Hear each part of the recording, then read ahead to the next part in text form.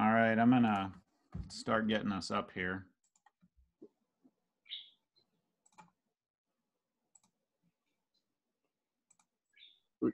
Us four should create a TikTok together.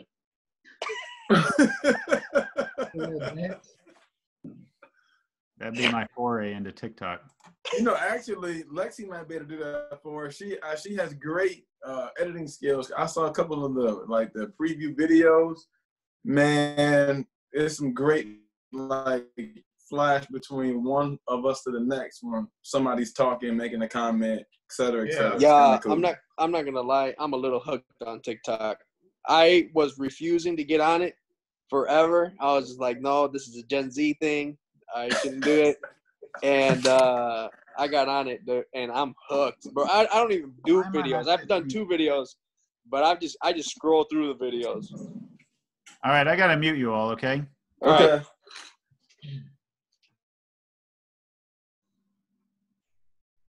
Why is there no music?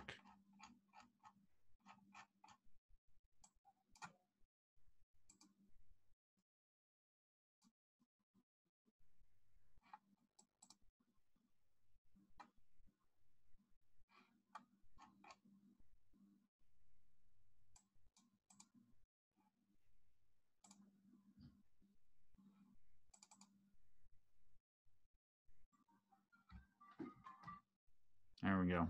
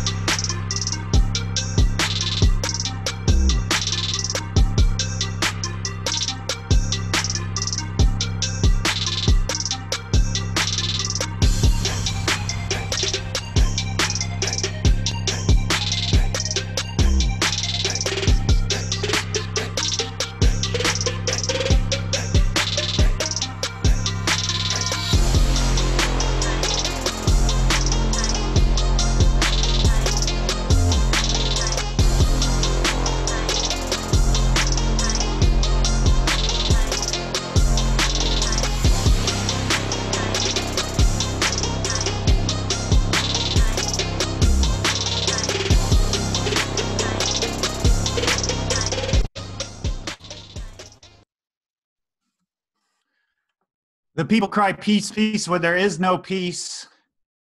And today marks 2 months since Breonna Taylor's death.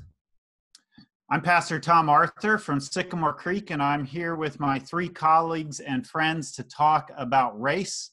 We're 4 pastors who have been talking about race for about, I don't know, has it been 2 or 3 years, guys? I keep thinking like it's been longer. Like every time I say that, I'm like, it wasn't 1 year. I think it's been 2 or 3 years.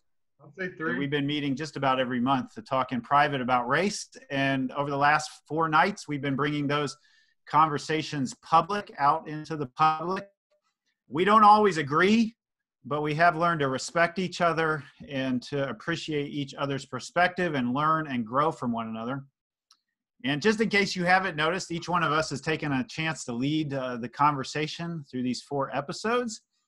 And tonight I get to lead the conversation, which I guess means the bases are loaded and the slugger is aiming for the fence. All right, guys?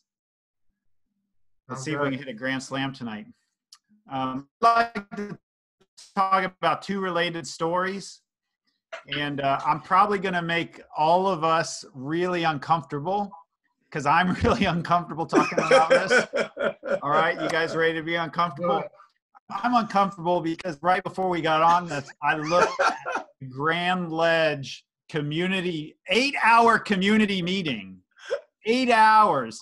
You know, last night I was all over 3,000 people watching that meeting, 38,000 views. Can you imagine? I mean, standing up at the local Board of Education meeting in front of 38,000 people, 8 hours of like 3-minute speeches.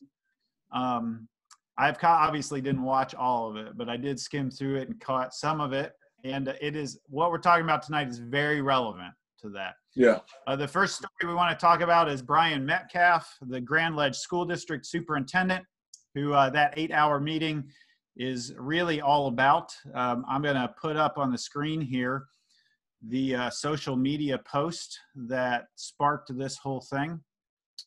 Let's see here. Is that up on the screen, guys? No. Not yet.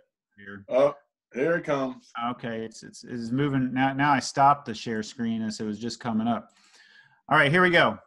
The social media that sort of started this 8-hour meeting. Brian Metcalf wrote, "It all starts with being a law-abiding citizen. He's speaking about George Floyd, had George Floyd not paid with counterfeit money, had he not resisted, had he not been under the influence, then there would be no contact with officers. That does not excuse the officer. It just eliminates the conflict to begin with. It starts with being a good citizen!" Exclamation mark. Since that post and really the ensuing community backlash, 8-hour Board of Education meeting, Metcalf wrote 1 apology letter, and that wasn't enough, so he wrote another one.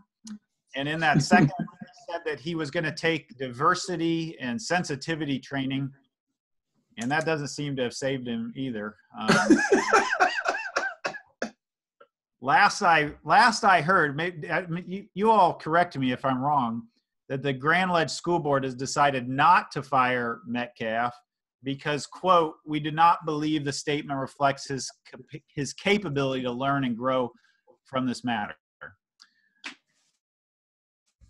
I'm setting the bases up here, okay? It's a little longer intro than the other night. Metcalf could have been quoting conservative Black commentator Candice Owens. And as I was watching some of these speeches, her name and her video popped up. It was referenced in this meeting, all right? So the 2 things are not disconnected. People are connecting these together, and we were connecting it together ourselves last night when we were trying to talk about what we were going to talk about.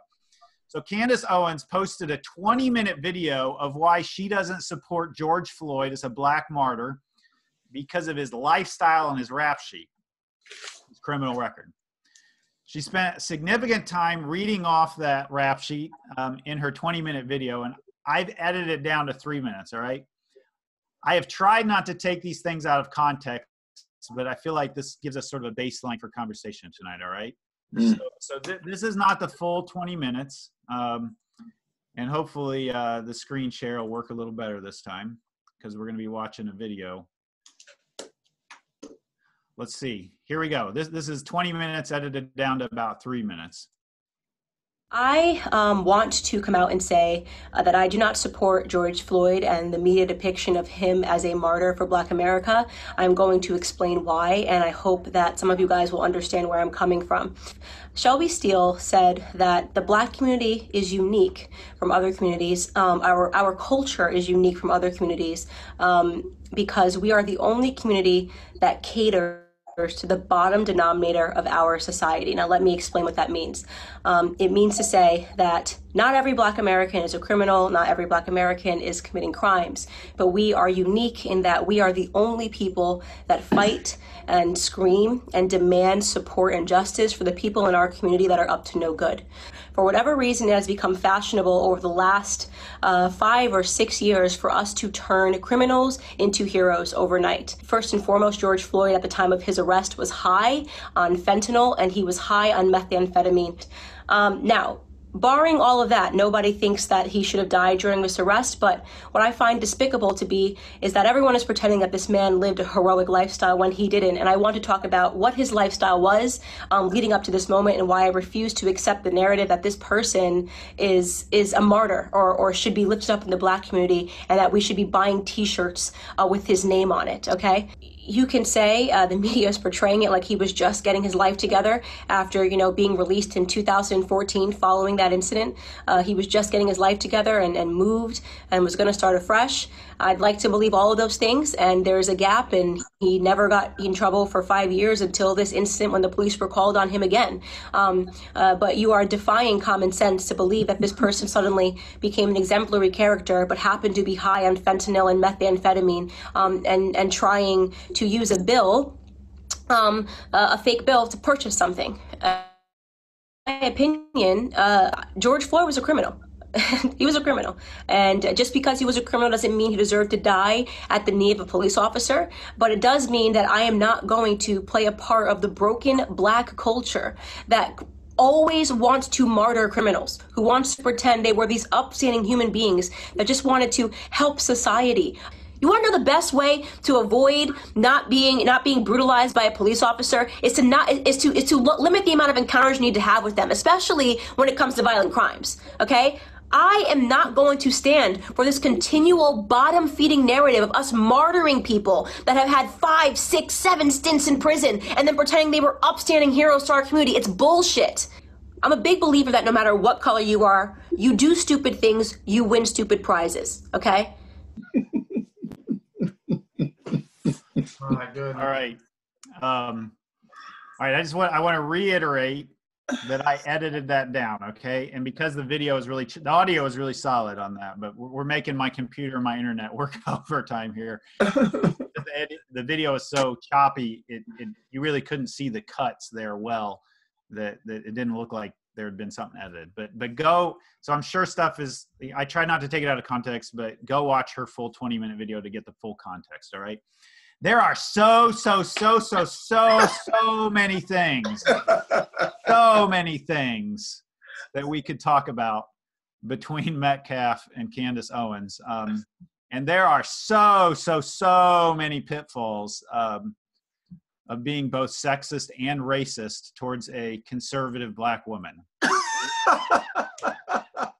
So we are going to attempt to thread the needle and do neither of those things.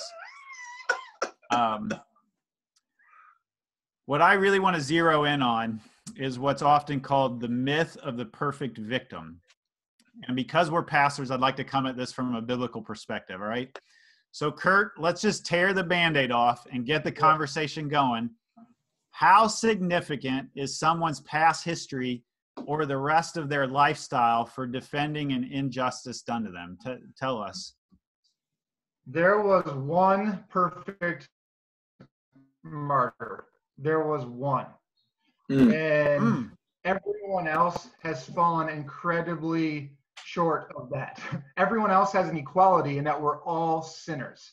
And while we are sinners, separated from God, God loved us while we were yet sinners, Romans 5:8. And this is how he determined our value. We all know our value, and any value is determined by the amount someone's willing to pay for it. You know, you go to a store, the value is determined by what you're willing to pay for it. First Peter says, Jesus did not redeem us. God did not redeem us with silver and gold. The most valuable commodity in the world. He redeemed us with the precious blood of Jesus. Who determines our value? Who determines George Floyd's value? Jesus did. He bought him with his blood. Amen. He determined his value. Every other rap sheet is ridiculous. We all have rap sheets. There's one that doesn't. My heart like raced hearing that, because that is not the gospel. I think she claims to be Christian, and I'm not here to judge that or not. That is not my place. But I know that message that she just gave is not the message of the gospel. It isn't the good news. The good news isn't you got to be good enough to be loved by Jesus. That's not the gospel. Mm-hmm. Coye, fix whatever Curt said, or just keep preaching. Well, okay, so I mean, obviously, Curt just gave a great gospel presentation to some degree about the fact that humanity is totally depraved. We have fallen short. We all missed the mark. Nobody comes to the cross with a clean rap sheet, and even after you come to the cross, you still make mistakes and mess up. It's the blood of Jesus that continues to keep that rap sheet clean. I think, though, there are a couple of things in what Candice said that, you know, just need a little bit more context to it. She's coming from a vantage point and an angle, and if you listen closely to her and just let her go down with her rhetoric and her argument, it can make some sense. However, and even though she alludes to the fact that, you know, she says he did not deserve to die. Like, what happened to him, you know, was not right. She does make that statement, but then she goes into the long laundry list of why she does. It seems like his life was less valuable, and she makes this argument that his life is less valuable because of all the crimes that he's committed, the mistakes that he's made. And we can talk about somebody's mistakes. We can talk about, you know, being on drugs. We can talk about paying with counterfeit. And wait a minute, because I one time had a counterfeit $5 bill and didn't know it. All right, I got some money from the bank. Coye didn't know it. He's printing $5 bills in his basement over there. The New Life part. All black people, like, man, you see. So I spent some money while I was on vacation. They gave me some change back. I'm not sure if it was a couple hours later. I don't know if it was the next day, but I walk into a gas station and I'm paying.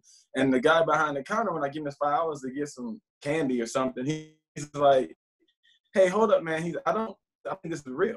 And so he holds it up, and as I start looking at it, it is obvious. This thing's way too light. Like, this is not a real $5 bill. And I was like, man, I don't know where this came from. Now, obviously, I paid with some other money that I had on me.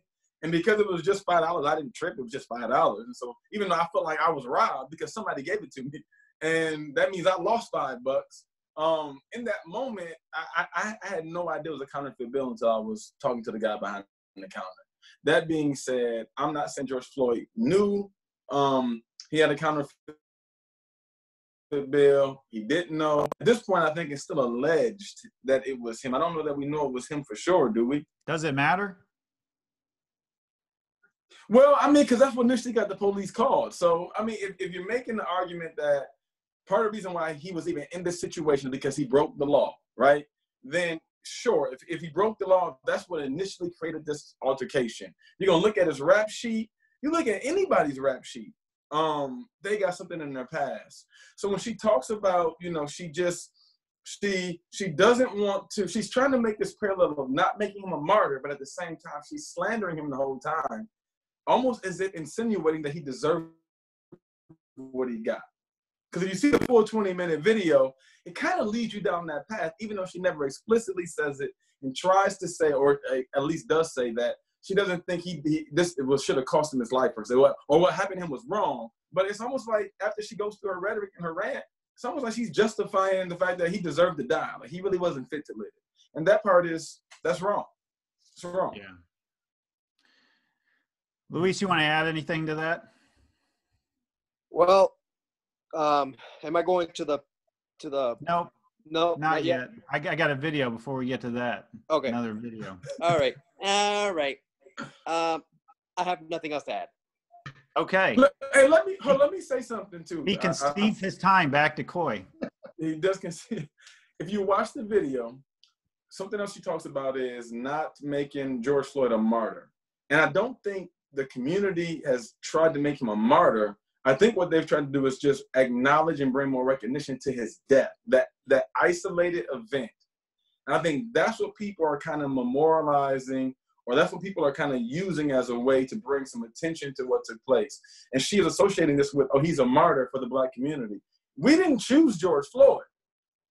His situation took place, and it is because of this event, this thing that has taken, this atrocity that's taking place, we've just rallied behind this event that is taking place that is very traumatic. Not to mention, she mentions a lot about his rap sheet, and she will at some point say in this video that, she admires Kobe Bryant. And I was kind of shocked when she made that statement, given, some of his past potential behaviors. And again, I know that, I'm not going to try to say Kobe Bryant did what he was being accused of, but something obviously happened. Obviously, he was unfaithful to his wife. And this woman being a conservative Christian, when you go talk about somebody's past, I would have thought she'd just pick somebody different other than Kobe Bryant, since she was using the past of George Floyd so heavily. Coye, one of the things that what you're saying strikes me about this is, this is a funeral. And when was the last time you led a funeral where you read somebody's criminal history? You don't. That's just not what you do when somebody dies. You don't trot out their criminal history. Now this has become George Floyd has become a symbol of a lot of other people as well. He's a representative. And so he's become bigger than himself, but you don't at a funeral read people's criminal history. You celebrate what was good about them. And I'm just not, I guess that's not really making somebody to a martyr. It's remembering that they're worth, like Curt started out with, they're worth the blood of Jesus. Yes. The blood of Jesus is over them. And we celebrate that, or at least they were worth the value of that God sent his only son to die for George. Now, if we got into the soteriology amongst the four of us, we might get some perspectives, but we're probably going to argue about that one. we're not going to go there tonight. That'll be perspectives. Four pastors argue about salvation. But all right, to set up this next question, I got to go back to a part in her speech or her video where she goes deeper into this Black intellectual. I forget his name, that talks about the bottom denominator. And she so there's gonna be a little bit, but then you're gonna hear the rest of it that I cut out in the initial 3-minute video. So here we go. Shelby Steele said that the Black community is unique from other communities. Our culture is unique from other communities because we are the only community that caters to the bottom denominator of our society. Now, let me explain what that means. It means to say that not every Black American is a criminal, not every Black American is committing crimes, but we are unique in that we are the only people that fight and scream and demand support and justice for the people in our community that are up to no good. You would be hard pressed to find, a Jewish person who has spent 5 stints in prison, who commits a crime and dies while committing a crime, and that the Jewish people champion and demand justice for. You will be hard pressed to find this in white America. You'll be hard pressed to find this even in Latino America. If there is a person that spent multiple times in prison, you are not going to see a bunch of Latinos coming out demanding justice for this person, even if, and I want to be very clear, what I'm saying is not any defense for Derek Chauvin. I hope Derek Chauvin gets the justice that he deserves to be, implemented upon him, and that the family of George Floyd deserves justice for the way that he died. But I also am not going to accept the narrative that this is the best the Black community has to offer. All right, so she mentions three groups in that. She mentions Jews, whites, and Latinos. All right, so the four of us are kind of experts on an ancient Jewish text called the Bible, where there's all the biblical narratives of criminals becoming heroes. And we do have a Latino with us here, Puerto Rican. Rounding us out. So, Luis, how do our biblical narratives of criminals becoming heroes come to bear on current day events? Well, so first of all, I want to say this. Candice Owens and I have large disagreements.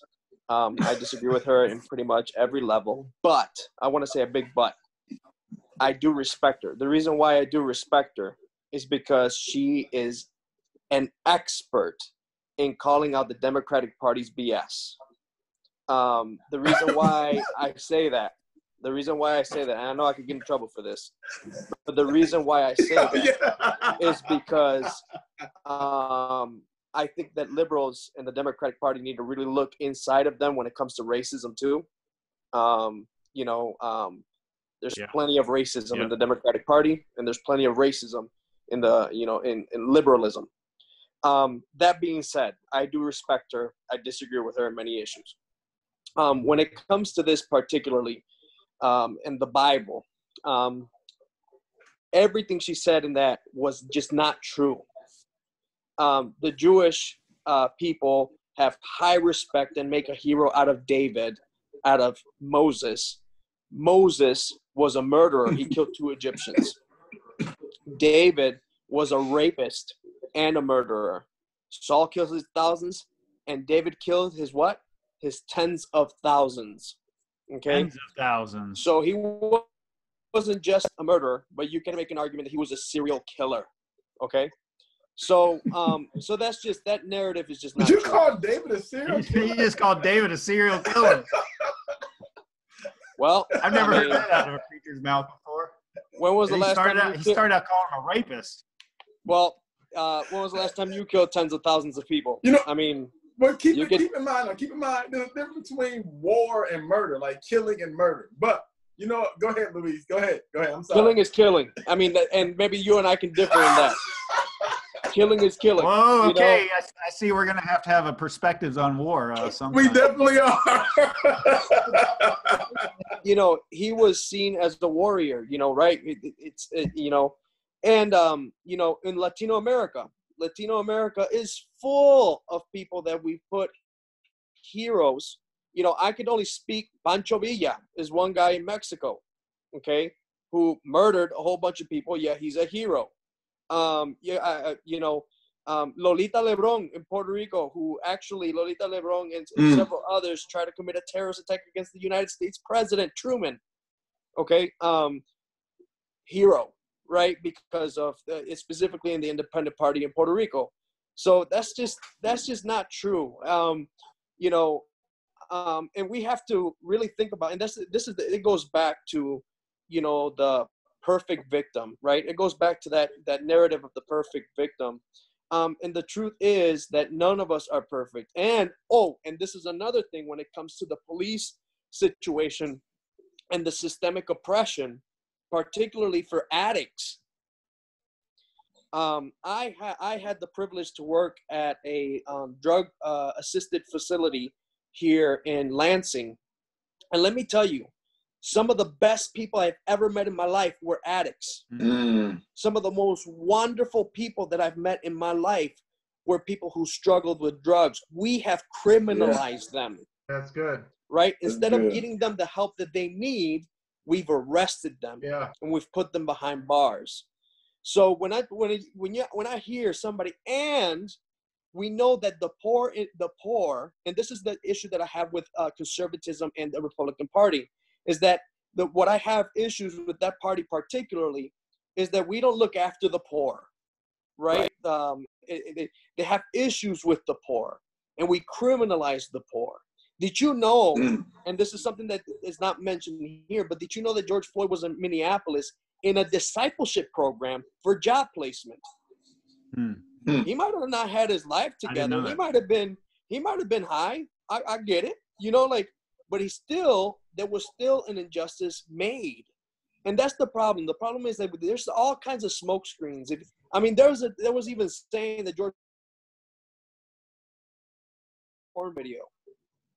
So what? If it was a prostitute kneeling on the ground and somebody kneeling or laying on the ground and somebody kneeling on her throat, I'd have an issue with that too. Yeah. It don't matter what that person did. The problem is, and this is what I've been trying to speak in these past few days, there's a problem in the system.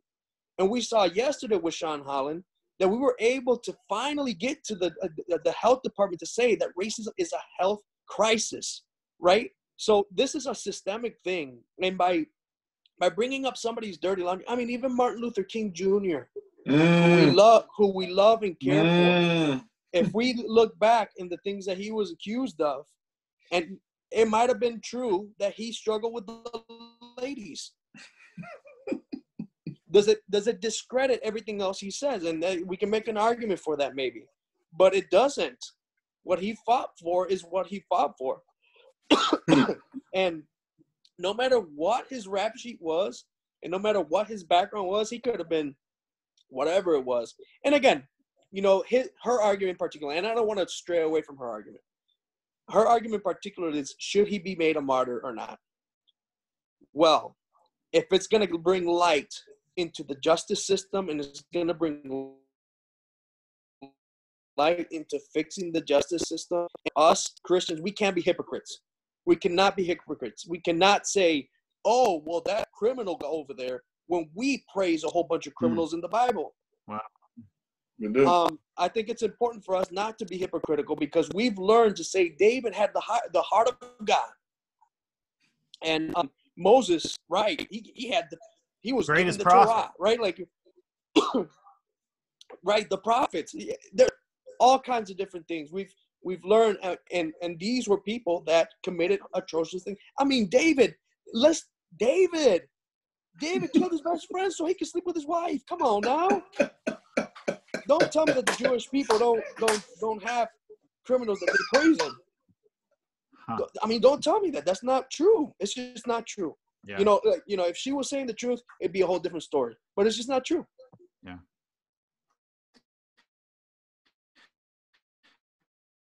Hey, Curt, you want to add anything to that? I think that all of his arguments were with people that thought they were better than others, that he was always with the lowly and he was judged for it.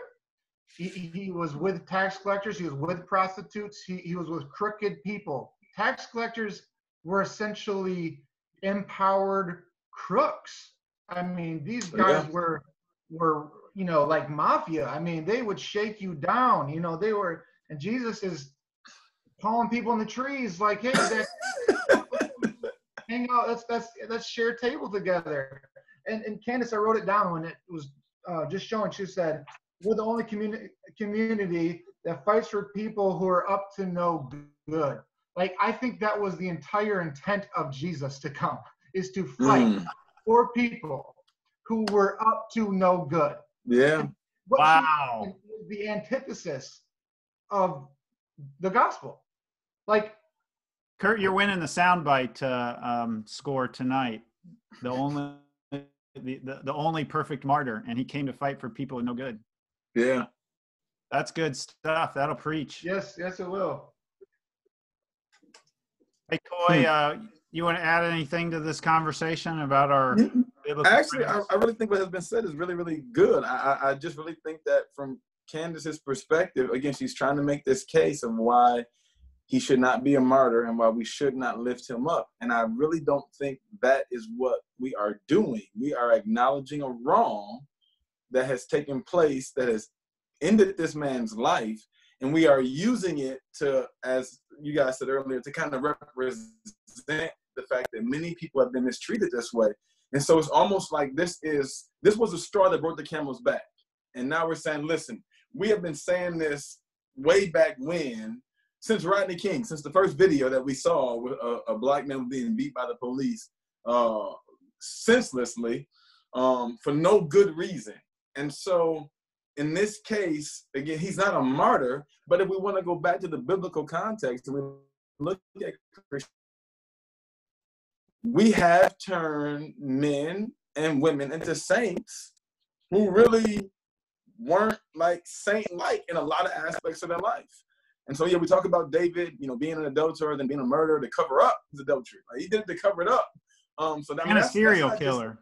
Yeah, well, those are not my words. That's hey, y'all ain't gonna let that go. Y'all ain't gonna let that go. No, I'm not gonna let that go. Luis is winning on the bloopers soundbite reel tonight.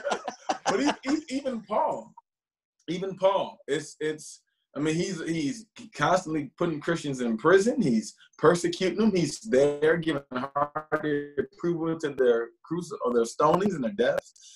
And these individuals that God will use to transform their lives. And for all things being considered, since I don't know George Floyd personally, since Candice doesn't know him personally, this man, even though he might have struggled with addiction, he had a really big rap sheet that extended the majority of his life. It looks like a majority of maybe his teenage and life.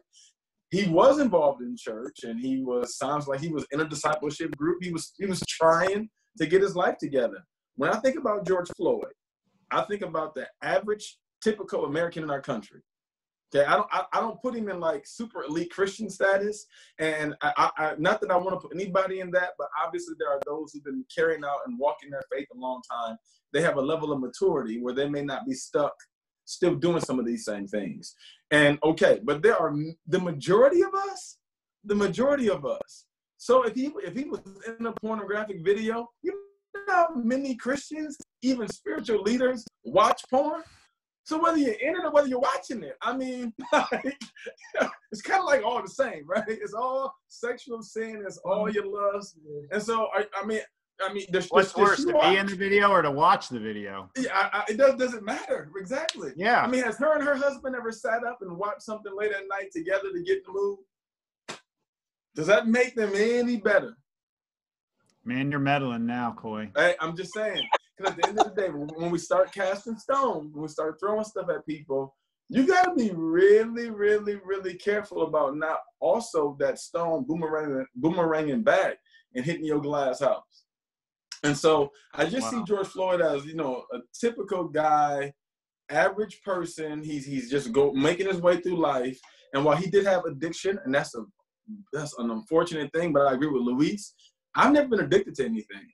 In fact, guys, every so often I will stop drinking coffee because I like it so much, and it has addictive tendencies behind it. And when people tell me when they don't drink coffee because they're so used to it, they get a headache, that's a problem. I've never had that experience. I don't want to be controlled by anything, all right? Drugs or coffee, all right? So the point being is, throwing stones here. I'm feeling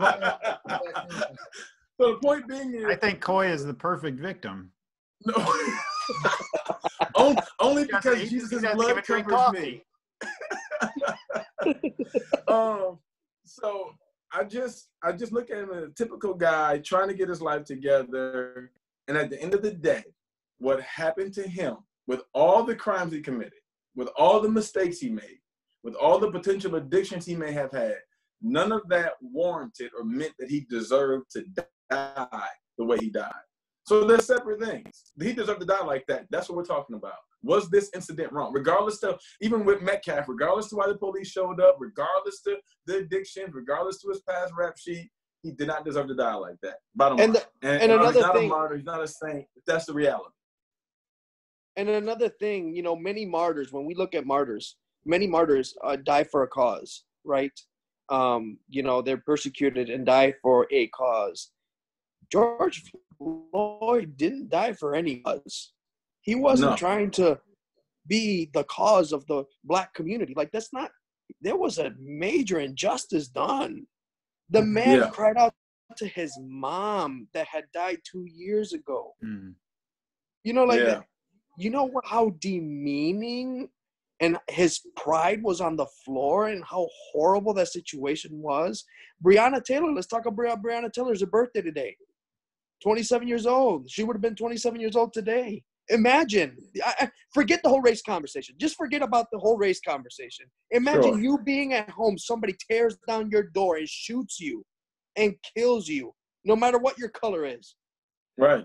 The problem is we don't hear that happens to white America. That's the issue.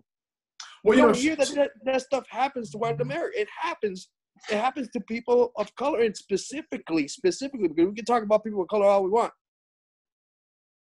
but specific community. You know, this is not the first time that somebody gets shot in their living room. Yeah. You know, and I was telling the pastors here, and then before that, I was having a conversation with Lexi, and just talking about how Breonna Taylor feels like a long time ago because so much has happened, and it's only been 2 months. Yeah, I mean, this should grieve our hearts, no matter what you're conservative, liberal. No matter what, whose rap sheet, what, you know what I'm saying? None of that matters. What matters is the injustice, the systematic injustice that's happening, and we need to address it, period. The church needs to address it. You know, that's a good point, Luis, because too often what happens is people bring the political perspective into this, all conservative, liberal. What did President Trump say? What the AFTA? Who is the group? Whatever group they say causing the riots. Like we bring politics in. Really, the Floyd case has nothing to do with politics. It don't. Politics that has to do with it is the system is broken, and we need to fix it. Exactly. But Breonna the system Taylor is broken on both sides. Breonna Taylor got nothing to do with politics. Nothing. She didn't say, "Oh, these Republican cops are going to come and kill me right now." She didn't say that. No. You know, she wasn't identifying. I don't know what her. Even now today, I don't know what her political stance was, and I don't care. All I know is that she died. And the point is, you know, and you made a comment, Coye, about, you know, like George Floyd, like not necessarily was a martyr, but let me tell you, I don't care what rap anybody's got. If they died, not even for a cause, and people want to cling on to that and fight for the injustices and make him a martyr, I got no problem with that. That's a good point. I got no problem with that. That's a good point. I'm going to throw you guys a curveball here at the end. I wanted to kind of bring in the themes in Christianity of mercy, forgiveness, grace, and transformation, and how they come to bear on issues of justice. But let's circle this back to Brian Metcalf. I mean, we've been talking. That's the situation in our community right now, right? Yeah, sure. Should this guy be fired? Should he be shown mercy, or should he be able to be a criminal who takes a diversity training and becomes a hero of diversity? Who wants to take that one? So, Tom, to be very clear, why do you have the perspective of him being a criminal for what he said? Isn't it? We've been talking about that the whole time. That this is the blaming George Floyd, or at the minimum insinuating that he was less valuable because of his rap sheet. Because I mean that's what we've been talking about this whole time, and really sort of saying, well, no, listen, like he was valuable enough for the Son of God to give his life, death, and resurrection for his life. Okay. And I misheard you. I thought you called the superintendent a criminal.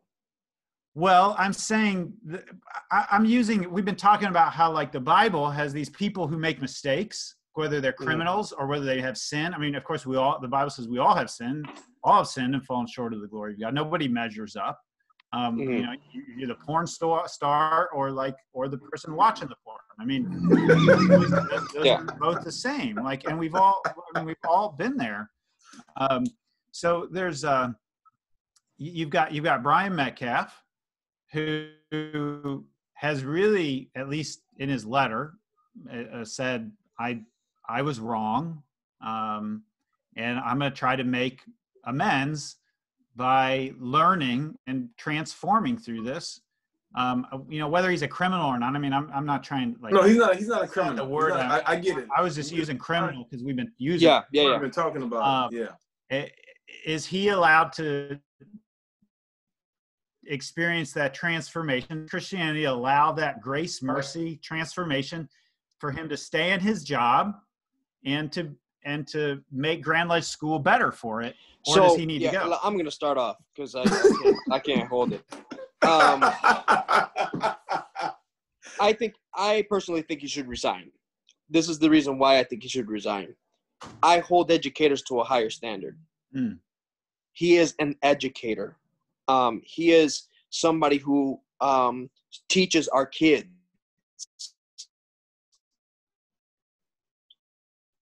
Who teaches our children, when it comes to this particular.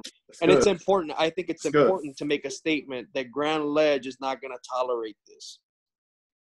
And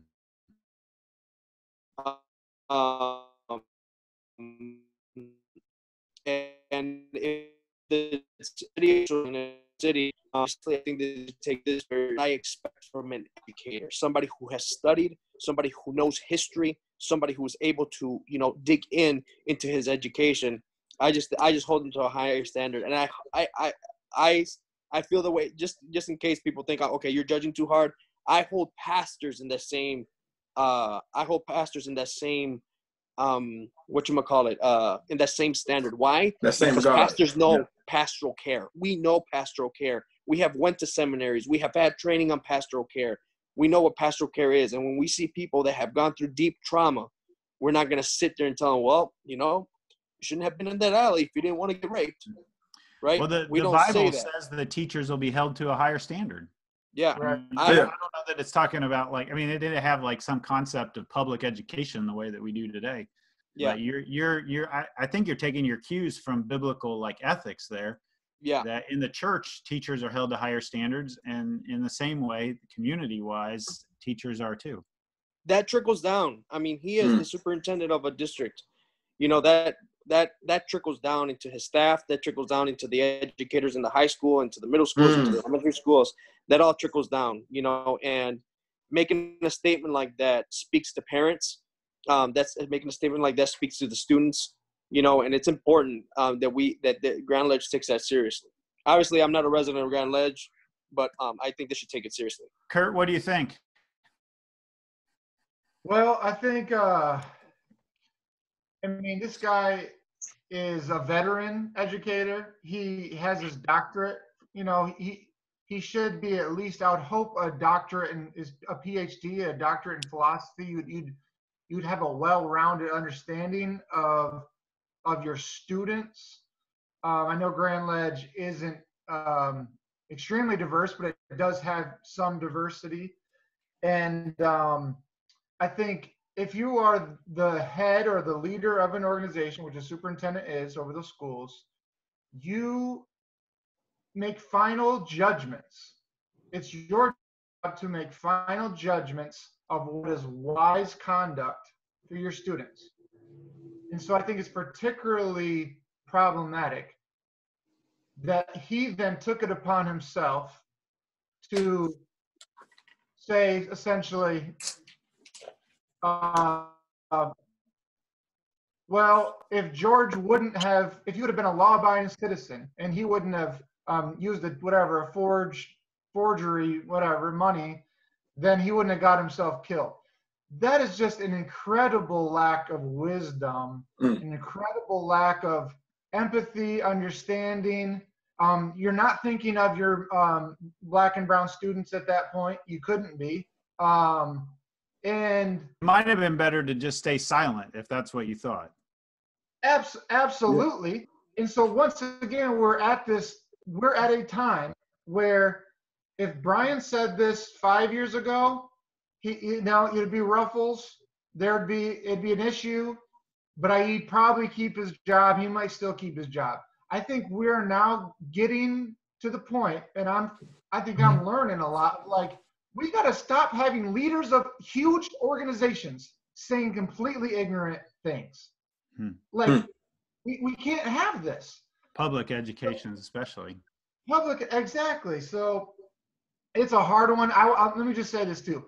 Everyone, right, we've already said this. We've all sinned and fallen short of the glory of God. It doesn't surprise me that I'm gonna sin. I'm gonna make mistakes. I'm gonna say ignorant things. I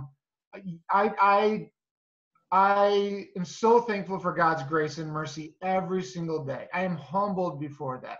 So this is not me versus Brian. The school board has a really hard decision. I would say that.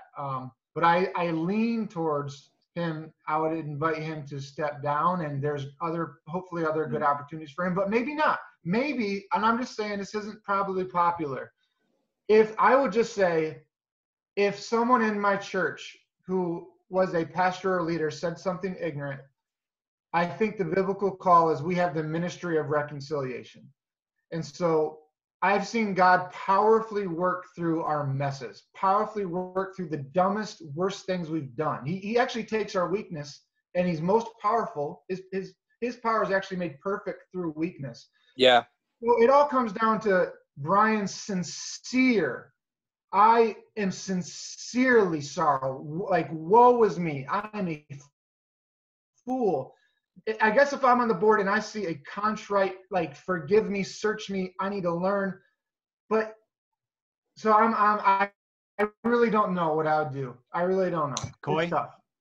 Yeah. Okay. So I'm gonna bring in a Bible verse. One of my favorite ones that I like to kind of use to live my life by and to tell the people to live by too. Proverbs 28:13 says, "He who conceals his transgressions will not prosper, but he who confesses and forsakes them will find compassion." And in essence, what this proverb is saying is if you make an attempt to hide your sin, you will ultimately not succeed in hiding it. At some point, it's gonna pop back up, okay? So at some point, you and I just can't keep our sin buried in the ground. It's gonna take root, spring up in front of us. So then the appropriate response to sin, because we all have it, is to confess and forsake it. But if you confess it and you forsake it, you receive mercy. Now, oftentimes when we look at this verse and we bring it in light of the church, we think, well, if I confess and I say I'm not going to do it anymore, and that means I get to continue to do what I was doing. Not always. Because with sin, while mercy and compassion and grace can follow confession and forsaking, there's always a consequence. It's consequence. My wife tells my kids all the time, you can choose what you want to do, but you don't get to choose your consequences. And oftentimes, what happens is we make a decision and we think we can deal with the consequences. We think if we get caught, you know what, I can handle it. Until you got to really deal with the consequences. In a similar vein, in the church, I'm a pastor. You know, if I decide that I'm going to mess around with some woman in the church, if I'm going to steal some money from the offering plate, if I'm going to do something that would ultimately be such a negative or such just a kind of almost like I won't say unforgivable, but it goes against the standard that I'm set to live by as a pastor. It didn't mean I couldn't get angry. It didn't mean that I couldn't lose my temper once or twice. It didn't mean I couldn't, at times just, not be prepared on a Sunday morning to preach. We make some mistakes that, we can move past this. But there are some things that I could do in my current position would mean repentative heart, there's still a consequence. So if I did something like that, stole some money from an offering plate, had an extramarital affair, I need to step down for the sake of what? The healing of myself and my family, but also for the sake of the body of Christ, because the last thing we need the community to see is, oh, Pastor Bouyer still up there the very following week after he got caught or he confessed that he had an affair, right? Now, the difficulty, the challenge is, can I ever redeem myself or can I ever be put back in that place? Well, God's callings are irrevocable. And so at some point, maybe I could step back into a pulpit, but part of, I think, the consequence associated with a grievous or bad enough mistake or sin in your area of expertise means that you got to spend some time off. So, he's in education. There's some statements you just can't make in education. And this will be one of them. Yeah, that's good. He thought he could make this statement. It's really how he felt. And if he felt that way, that's when you got to keep to yourself because of the job in which you now have and the people you represent. So should he step down? Yes. I'm glad he apologized. I'm glad he gave a statement. I'm glad we did a second apology. We appreciate that. So for that, we're going to let you resign. We're just not going to fire you. We're going to tell you, take the class, take a year or two, maybe 3 years, but we be possibly back to this place. Does it hurt? Does it sting? Yeah. But it's no different if I actually had an extramarital affair. I got to not only worry about the church being healed, I got to go home and deal with my wife. And y'all met my wife, right? Matter of fact, she's watching this call, and I'm sure she's making comments. I'm going to need some time off because I got to deal with her first. So I want us to be very, very clear. The Bible is a book of redemption. It's a book of grace. It's a book of mercy. But there is always a consequence for sin. If there wasn't, Jesus wouldn't have been up on that cross. Right. Romans tells us, in order to satisfy the anger of God, somebody got to die. And in order for it not to be you and I, God pays the price through his son, Jesus Christ. So there's always a consequence. We're getting into atonement theories. We'll have to have a perspectives on atonement. But you know, hey, I just want you to know that Katura commented, "Yup," and she commented, "You don't want to do that, bruh." Just letting you know, Coye. Oh man, I'd like to be a fly on the wall of their house sometime. Hey man, we have a good time, man. We have a good time. So something that's hitting me is I think that in the Christian tradition or in Christian theology, biblical theology, grace and mercy and forgiveness and transformation don't necessarily have to end up back in the same thing. And it could be, I think back to a book that I read in seminary called Best, I'm now trying to remember, I think it was Best of Enemies, about the Ku Klux Klan. What's the Grand Poopah, whatever, like the Grand Master Wizard, something like that. Yeah. Grand Wizard, Grand something. I'm not up on my KKK. We appreciate that leadership. We're glad you don't know. the Grand Wizard of the KKK, I think in South Carolina, ends up leaving the KKK and becoming best friends with one of the Black community activists. And the book is about their friendship. Oh, the woman. I know, The Best of Enemies or something like that. Yeah, it's a movie. And this could be an opportunity for Brian Metcalf to write a story like that, where he once was known for being the superintendent who said that really foolish thing, and now has become a champion of the poor, the fringe, the outcast, the people of color, injustice. I mean, that's a redemption story right there. And it doesn't necessarily mean him keeping his job for that story to be told. Right. And whatever happens, that's what I'm praying for, that there would be real heart transformation that leads to action. That's the opposite. That's repentance, right? Like you're going south on 75 trying to get to Mackinac Island, and you got to repent and turn around and go north on 75. You're going to end up in Florida, and the cases of COVID are going up in Florida right now. Right? Down in Michigan, up in Florida. All right? Repent on 75 and go north to Mackinac Island. All right, that's the story I want to hear about Brian Metcalf. Hey, this has been the fourth comment, Tom. Oh man, you're not gonna let me finish this up. Go ahead, Curt. So when Coye was talking, so I think it was interesting there, because I think in my whiteness I'm wrestling, right? Like, was Brian's comment grievous enough to warrant him being fired? It was wrong, it was awful, foolish, and I think Coye kind of had the clarity of like, yes, this is serious enough, like undisputably. And so it's really helpful. I think if we were on a school board together and we had this exact same conversation, I'd be like, you're right, Coye. I honestly think you're right. Are you saying that Coye just convinced you? Yeah. You're not sitting on the fence anymore? No, and here's why. It goes back to our conversation yesterday. If racism is a public crisis, Boom. right? Yes. In Ingham County. Yes. So That is Grand Ledge, Ingham County?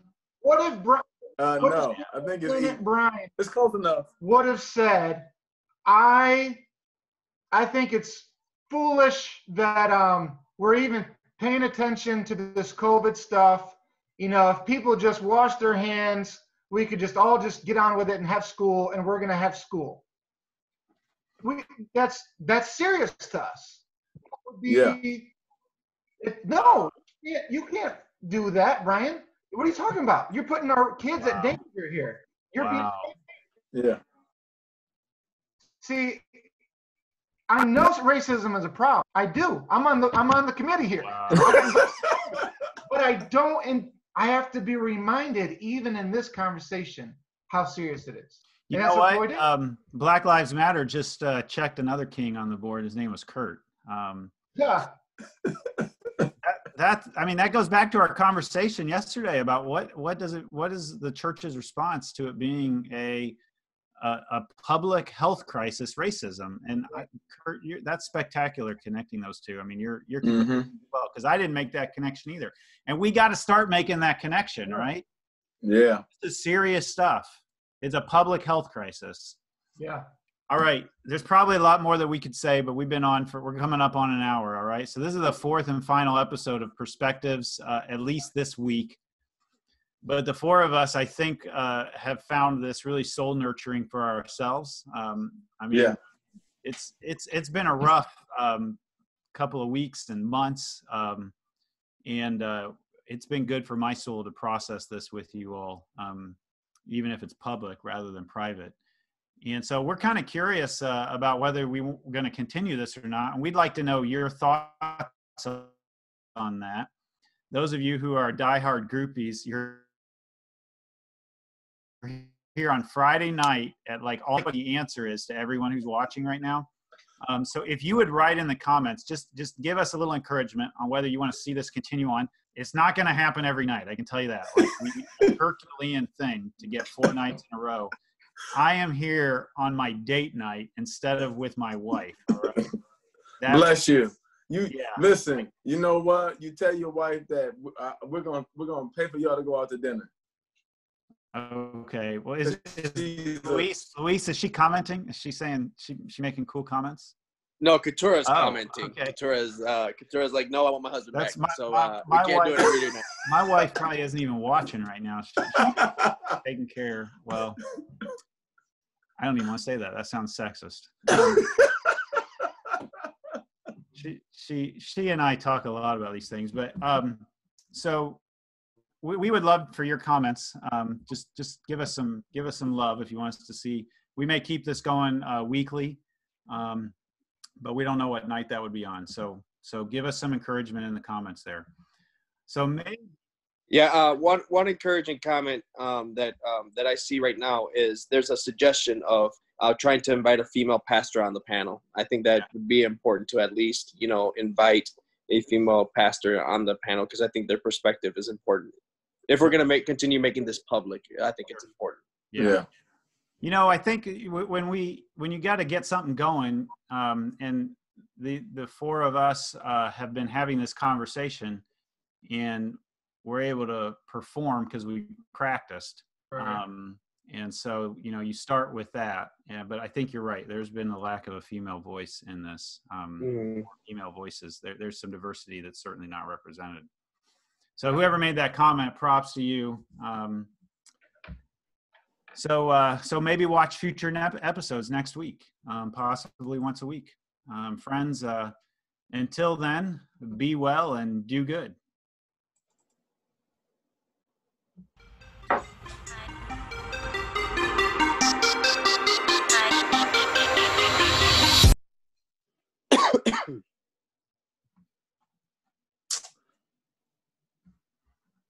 All right, I think we're off.